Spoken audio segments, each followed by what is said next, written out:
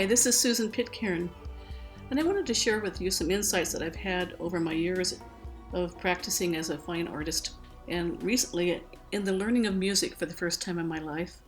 Some insights I've had about how the principles of beauty are expressed in all the art forms, and also in life itself and in our cosmos, how it is really very simple. To me, I think it comes down to three basic principles, which we will explore.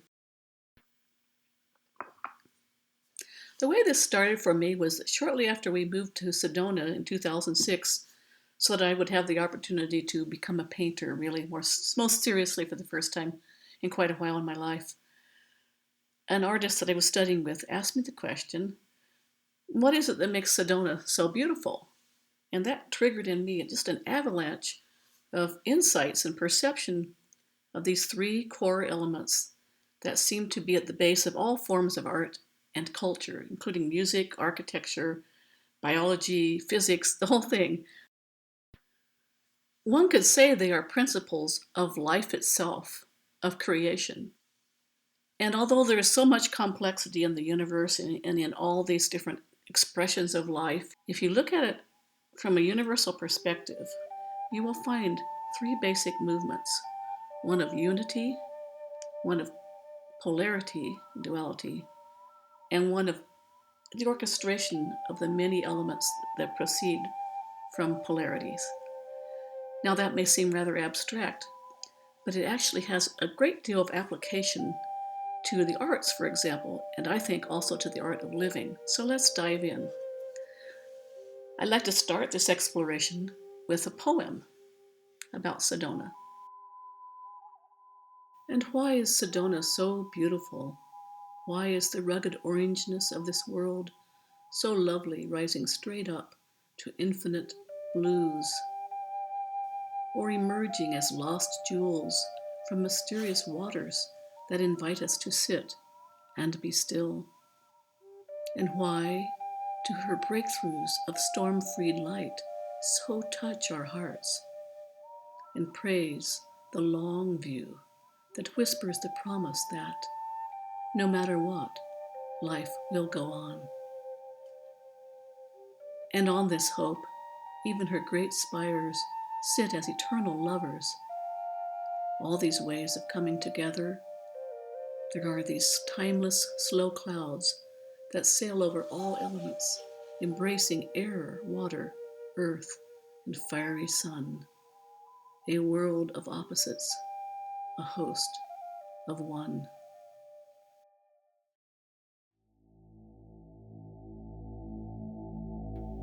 Unbelievably vast, with more stars than there are grains of sand upon earth, our universe, nevertheless, shows great unity, great order and connectedness in both the microcosm and in the macrocosm. Surely, creation is one whole, magnificent mystery, and we are in it, and it is in us. It's inseparable, and we experience it as a pure feeling, the consciousness that is within the whole. The feelings of love and joy, gratitude, all this seem to be part and parcel of the source behind all creation. And it is surely beyond all forms, all details, beyond all of our words, our ideas, our concepts. It is even beyond the visible world. It's beyond everything in form that comes and goes, constantly changing. And yet we can sense it. It has a felt sense, a knowingness that you can just feel within yourself. And that's an unconditional feeling, you could say, or one of its expressions is unbounded love, joy, gratitude, acceptance, a sense of well-being in everything we see, in our entire experience.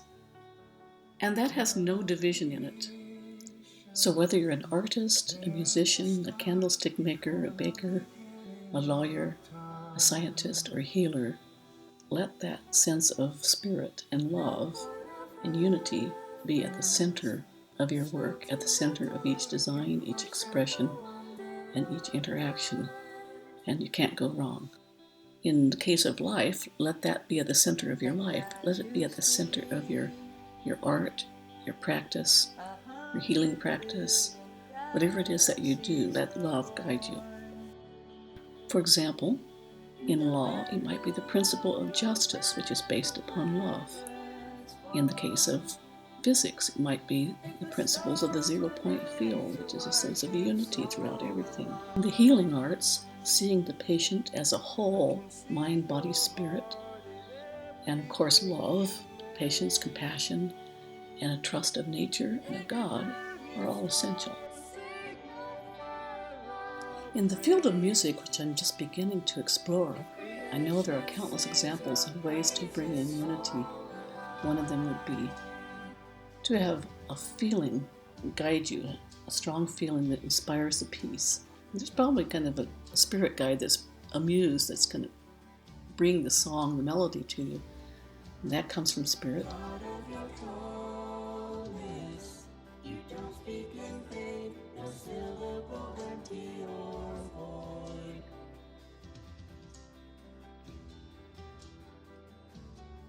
And then there's qualities of vibration and frequency that raise the mood, and there's different chords have different kinds of emotional qualities that you can use to tell a story of hopefully of something that inspires people in the end. And then there's just keeping a theme and keeping background rhythms and chords and so forth that tie the whole thing together. Evolving in pursuit of what you said. If it all reveals your nature so alive. In teaching and in counseling, it's important to keep the mood up high and to keep the quality of patience and compassion and passion and curiosity, and these are all qualities of spirit. Parenting calls out these qualities perhaps more than anything. In the case of real estate and other kinds of sales and customer service and finance and all of that, service is paramount, and asking for the highest good for all concerned can be a magical thing, for example, on an open house day when you're trying to sell a house. To be a master carpenter, chef, server, cleaner, any of that is important. To be present, to be connected, to have a sense of love and devotion to what you do. It's really the same in all the different professions and in relationships, of course, most of all. That said, in every field there are techniques and practices that have been honed through the centuries that reflect that quality of oneness. To give you some examples specifically, in the field of art with which I'm most familiar, here are some ways that you can, using techniques, can express oneness. First, you come up with a subject. You paint something that you love, and you generally are going to be telling a story. Any story about the qualities of spirit. It could be a story of strength, the magnificence of a mountain. It could be a story of the tree of life, representing kind of the sanctity of an individual and its courage and its beauty and its variation. It could be a story of connection, of the love in any relationship between two or more beings. It could be a story of the spiritual journey. It could be a story of the magnificent order of the universe, say in the form of a mandala. It could be a story of just the beauty of something as it ages and gets a little decrepit, and you realize the richness of its history. It could be a story of mystery, which is part of the mystery of creation, a path that leads around to some unknown place. And of course, light. This lovely painting by luminist Frederick Church is an example of how that school of art attempted to eliminate brushwork and signs of individualism and ego and just make a pure, smooth celebration of light itself. Many painters who work with light love to focus upon the glory of light falling upon different parts of the painting, and especially in the focal point in the center. But you don't want to have it exactly perfectly in the center, because part of the nature of the universe is that things aren't always in perfect balance. That's what allows them to move and to shift and to evolve. If it was in perfect balance, perfect symmetry, nothing would move.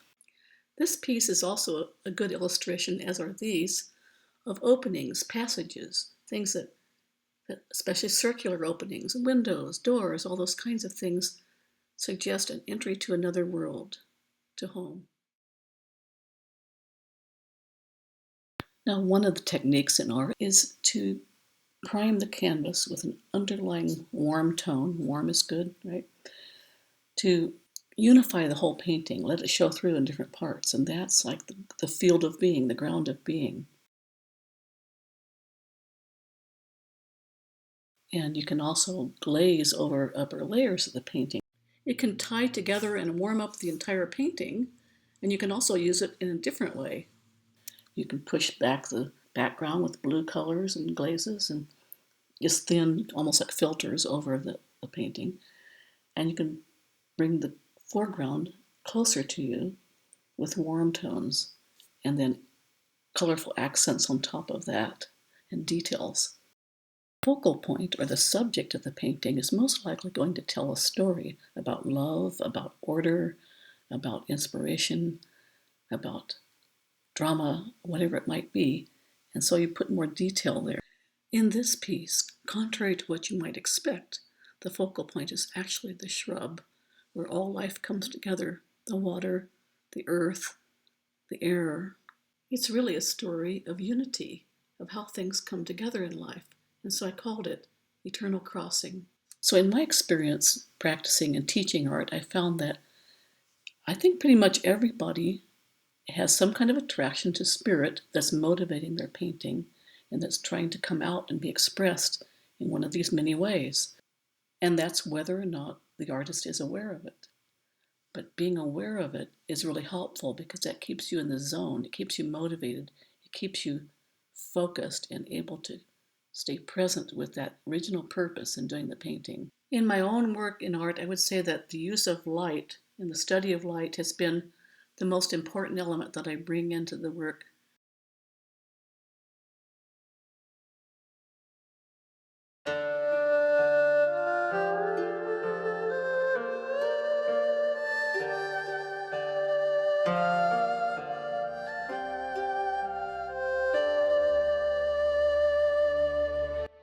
So oneness and unity are the most fundamental underlying reality, but we couldn't have anything in the world of form without contrast. Principle of polarities, the second principle. Number 2, we have all kinds of polarities in our universe. Ultimately, it may even be a digital universe, some suggest, and that's based on zeros and ones, just two things. But we have positive and negative charges in physics. We have up and down. We have male and female. We have night and day. Have you ever realized how really, really different day and night realities are? We have near and far. There's inside and outside. There's awake and asleep. There's me and everything else that's not me. Self and other. That's how we see it.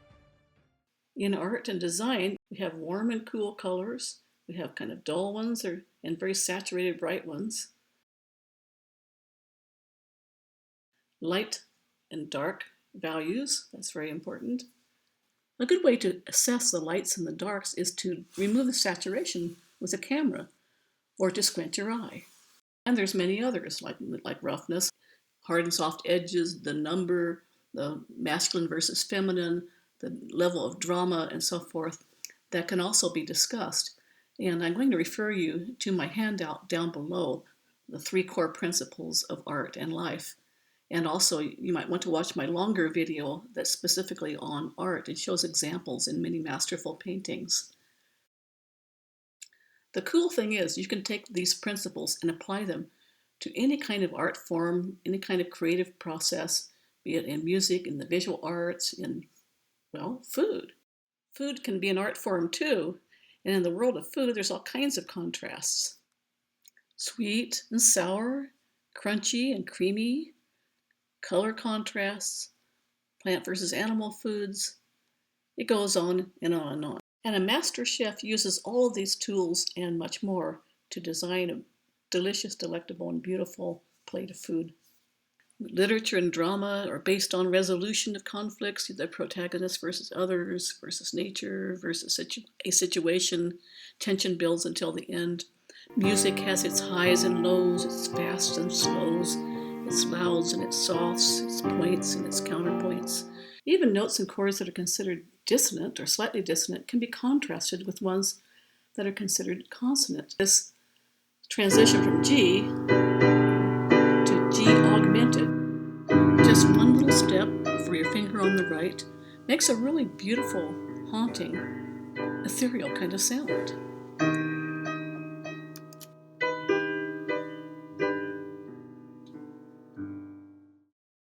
Dancers move up and down, left and right, forward, backward, fast, slow, circular, angular, and they're always counterbalancing each other. There are dozens and dozens of types of contrasts, and all of them can be used in art. And they also appear, I am most sure, in everything that people do, all those professions that I mentioned earlier on. They all have elements of contrast. Like if you're dealing in finance, it would be, the ups and downs of the market. Times of prosperity versus times of hardship and depression. The struggles between the rich and the poor. Debates about capitalism versus socialism, and on and on. It usually divides into twos. And emotionally, both at an individual level, psychology and so forth, and at a cultural level, like in politics, there's just tons of contrasts and polarities, opposites and conflicts. Right now we have a lot of conflict between, say, Republicans and Democrats. That kind of battle between two opposite sides has been going on for a very long time. And we always tend to separate, into what's right and what's wrong, what's good and what's evil, and so forth. And so that's the way the mind thinks. It's a bicameral mind. It has two lobes, and we think in terms of contrasts and opposites, even though life is actually more complex, as it says in the Tao Te Ching. Out of the two comes the three, and out of the three, the 10,000 things, really like a trillion things. And the biggest contrast, of course, and probably the biggest illusion, is that idea of me and everything else. Contrasts are really the spice of life. In fact, they are life.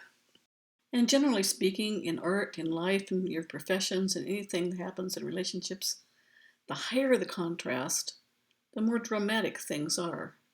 The lower the contrast, the more Zen-like, things are more calm and tranquil. And you get to choose, many times anyway. And we may just find ourselves now in a time when we as humans have had enough drama, enough contrast, enough war and suffering and all of that, even wonderful as it may be when things suddenly get better, like the day we took off our masks.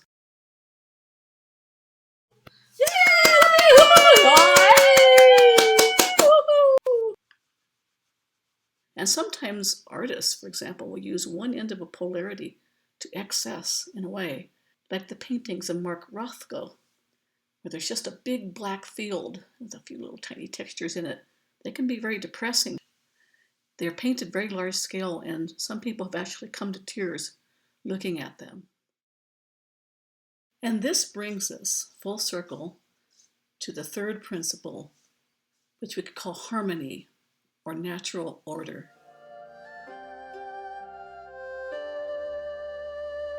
And that brings us to the way home. The mystical journey of art in life. How we move from the diverse, many ways we can get lost in the polarities and contrasts and find our way back to the source. This journey that we're on together here, brief as it may be, reflects a journey that is very ancient and eternal. And I see it as how the one finds its way back to itself after becoming, in a sense, rather lost in form, rather lost in the opposites. The one is very curious. The one wants to explore. We see that in ourselves. We want to explore and try new things. They don't always work. But if we step aside and allow the calling of that oneness, the feeling of it, the inspiration of it, the pure beauty of it,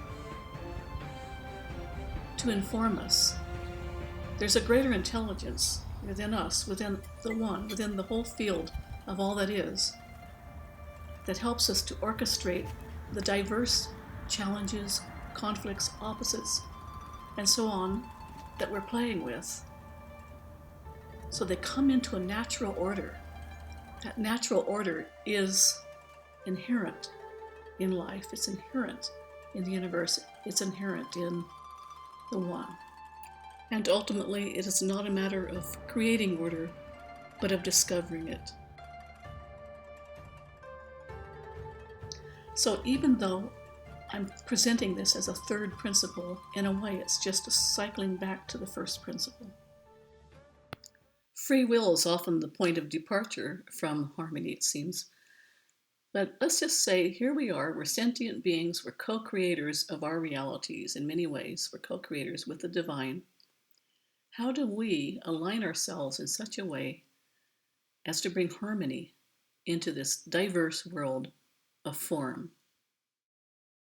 When you study art or any sort of skill like that, any profession, you'll find countless techniques, and it's easy to become lost in the weeds until you see that it's more a matter of discovering and trusting and having faith in the underlying order that's there and that will guide you, like a muse, to do the right thing without necessarily thinking about it. That said, it takes a certain amount of study. Music, you have to learn the notes and the chords and the relationships. In art, it really helps a tremendous amount to learn about, first of all, color. Let me tell you a little story. In a way, this really gives you faith in the universe. Let me tell you one of the first times that I really began to see what a magical universe it is in this sense. I was studying art back in 1981 in Santa Cruz with a really good art teacher, and he was talking about the color wheel. And instead of just showing us, the usual stuff, like how there's the red and green are opposites, or how, you mix the primary colors, the three ones, red, yellow, and blue, and you can make basically any other color from it. Wonderful things to know. And he also told us about how the Impressionists made discoveries about how the use of opposites, such as orange and blue, red and green, yellow and violet, using subtle mixtures of those two, were the key to color. The opposites play off of each other. And that one thing alone really improved my painting, I have to say.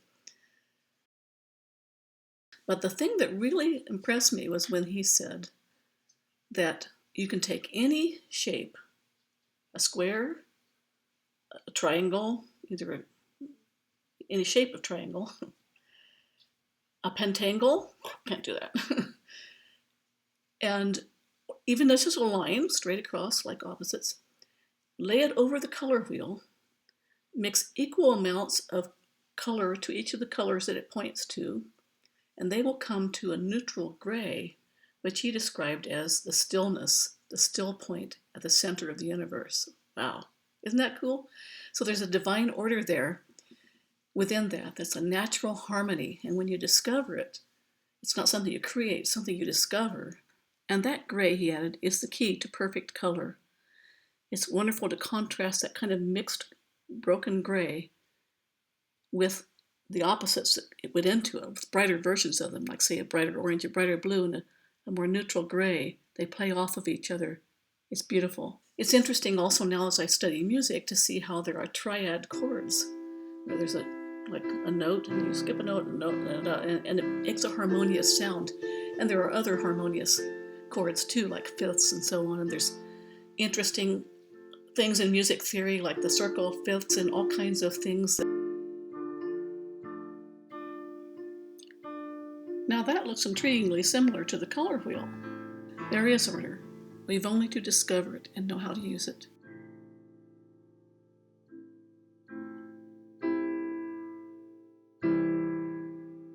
And maybe someday or some life, I'll be able to learn how to sing in harmony like these folks.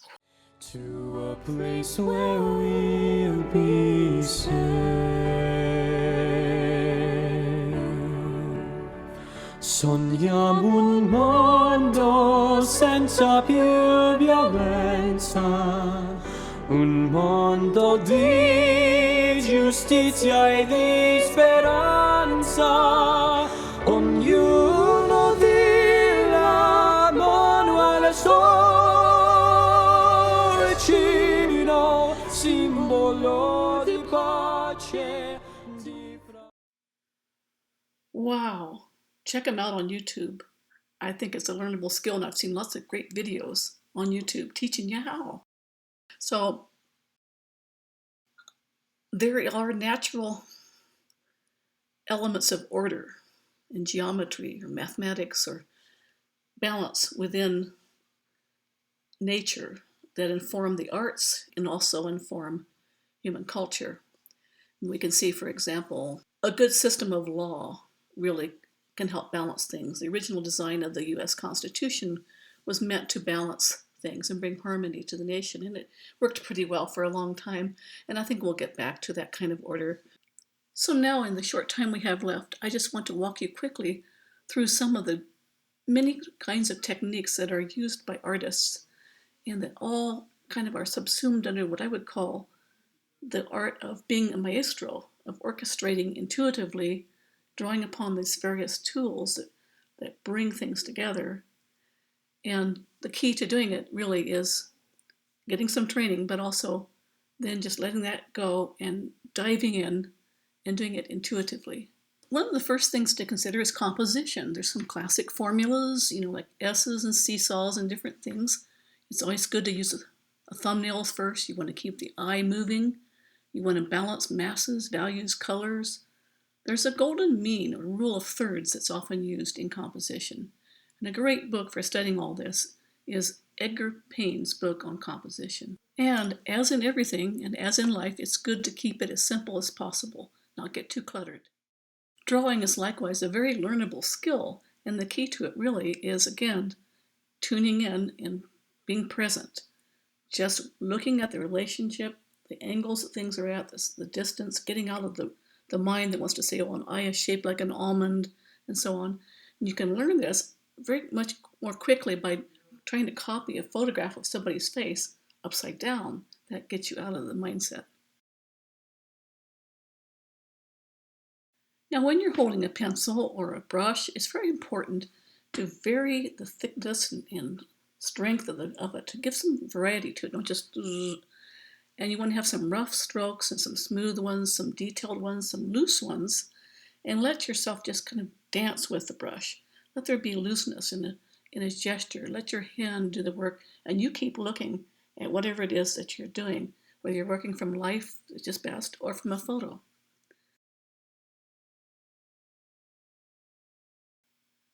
So earlier we talked about color a little bit, and I want to just show you some really masterful examples of the use of color.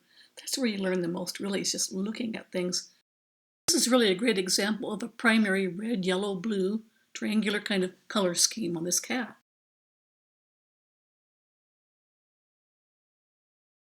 So you'll notice how Mary Cassatt, the Impressionist, harmonizes this baby's pink dress, which is in the red zone, with split complements, blue-green and yellow-green. It's like an isosceles triangle. Plus, she makes really stellar contrasts of value, texture, direction, and gender. This beautiful Impressionist painting uses two sets of complements, which in a way makes a square. Sounds complicated, but it's really not. So you can see kind of a violets and yellows and blues and oranges working together.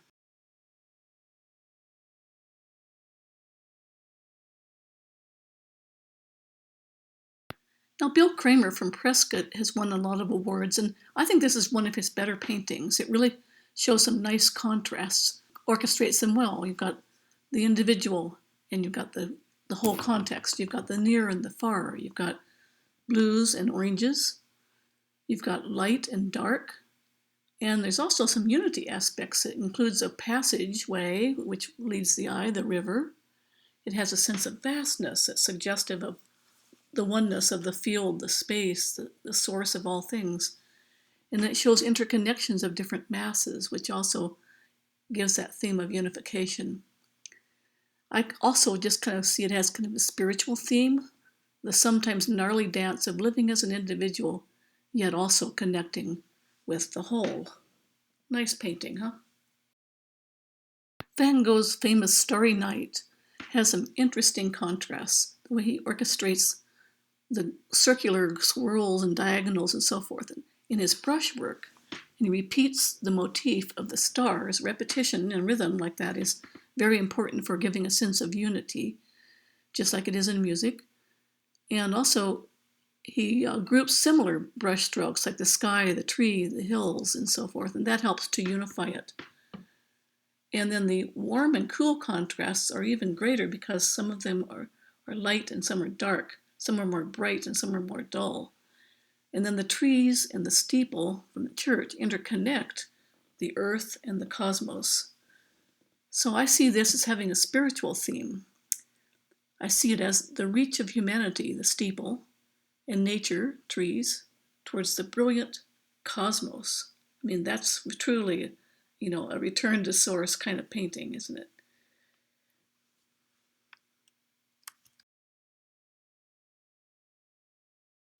This is meant to just be an introductory video, so I'm not going to go on and on with examples. Like I said, you can look at some of those on my longer video on the 3 principles of art, which you'll see linked below. Mostly what I wanted to do really was to show you this mind-bending sort of thing for me, this discovery that there's really this Tao of art. There's the field, the oneness and wholeness, the mystery from which it all comes, in which it comes home to. There's the dualities and polarities and the way they work in cycles and balance each other out. And we can see that in every field of existence, in everything from physics to art to music to human society to healing. And then finally, the third thing is just the way in which we utilize certain techniques that are unifying and that are orchestrated in an intuitive way, taking us back to the field, the source from which it all comes. So I'm hoping that you feel some excitement about that and see how it might possibly apply to the kind of work that you do. And if you get as passionate about this stuff as I have, you might find yourself sitting on the toilet someday in a public restroom looking at the wall and saying, my gosh, look at that. There's the field up there, the wholeness of everything at the top of the wall. And below it is the 10,000 things. And there's a duality between those two things, and yet the one holds the other up and they all harmonize. And, you just start seeing it everywhere. But before we go, let's come back to our original question, to what got me going on all this to begin with. What makes Sedona so beautiful? Do we need to answer that question? Maybe not. But here's how I see it. First of all, there's a mystery here. There's a mystery in how in the world did these magnificent spires come to exist. There's mystery in the spiritual search that so many of her inhabitants engage in. There's mystery in the winding pathways of the trails that lead to places unknown. There's mystery in the vastness of the sky and their spaciousness and infinity that reminds us of all those qualities of spirit. Those are just a few of the things. And then that second principle, contrast, is really remarkable here. You have the vertical spires next to the horizontal water, which also contrast as to textures, the strength and endurance of those rocks, which has an internal quality, and the fluidity and changingness of the water. And of course, there's an enormous color contrast between two complementary colors on the color wheel. You've got red-orange in the rocks and blue-green in the foliage. Now, if you're painting those, you can use a little bit of mixture of each to modulate the other, bringing them towards the center, that still point we talked about. And of course, there's the orange and blue combination of the rocks and the sky. Then, because of the kind of clouds we have here, we often have spots of light dramatically contrasting with shadows. And that's one of my favorite things here. Or at the beginning or the end of the day, the way the shadows interplay with the rocks. The opposites here are plentiful, but they are integrated by nature in a beautiful way, principle 3. And there's like an interpenetration also, bringing together the third principle, the harmony, between the different elements, like the different spires of rocks and so forth here, interpenetrate with the sky. It's like individuals connecting with spirit. Or trees can look that way too, and the trees that overlap and connect with each other are connections. It's another form of love. It's a form of taking the many and bringing them together into the one.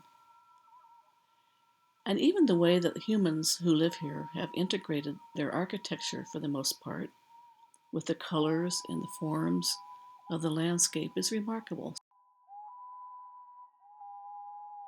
Leaving large elements of the natural landscape, the plants, minimizing sidewalks and street lights.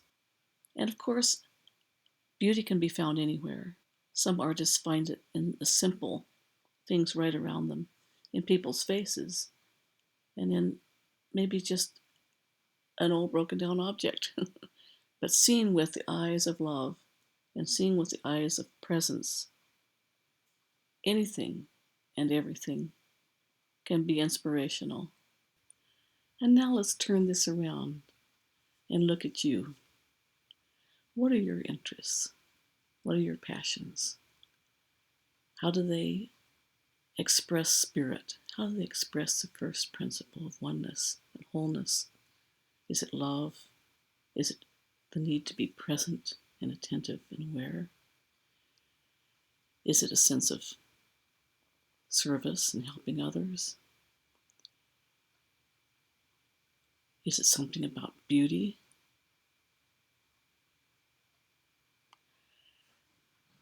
And then second principle, what kinds of opposites, challenges, conflicts perhaps, are part of that? Or how do you use the tools of your profession perhaps to balance out things that are opposite? And then the third, the harmony. Where does harmony in composition and orchestration, being the maestro of your experience, enter into it? And how do you use intuition perhaps to integrate what is likely a whole series of techniques and how-tos and details that you've learned in the things that you do and the things that you love, whether they're a profession or a hobby or perhaps just managing a household. So I leave you with those questions and hope to give you a sense of renewed inspiration about what you do and what you care about and what brings you joy